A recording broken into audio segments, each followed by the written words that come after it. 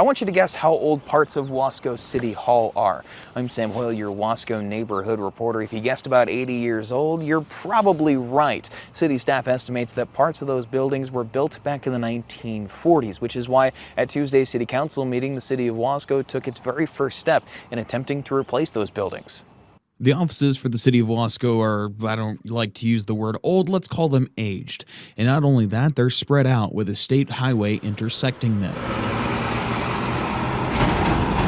We had a realization that as we were about to go live with the police department, that the existing facility we were going to outgrow very quickly. At Tuesday night's city council meeting, the council adopted a resolution to buy this plot of land across the street from Wasco City Hall for $1.1 million, with nearly $500,000 being American Rescue Plan Act funding, $25,000 from the city's general fund, and the remainder of it from the city's $5 million earmark from the state to get the police department up and running.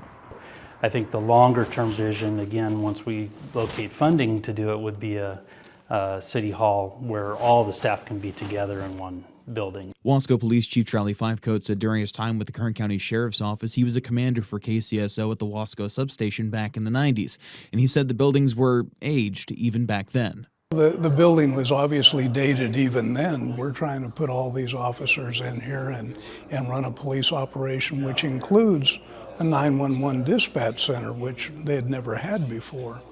So we've actually taken a much larger organization than the sheriff had here and put it into the same infrastructure. Now, just because they adopted that resolution doesn't mean that they can go shovel to earth immediately. There are still a handful of things that need to happen before Wasco can get this project off the ground, namely going through escrow. Now, as always, we'll keep you up to date on air and online with more information as it becomes available on this project.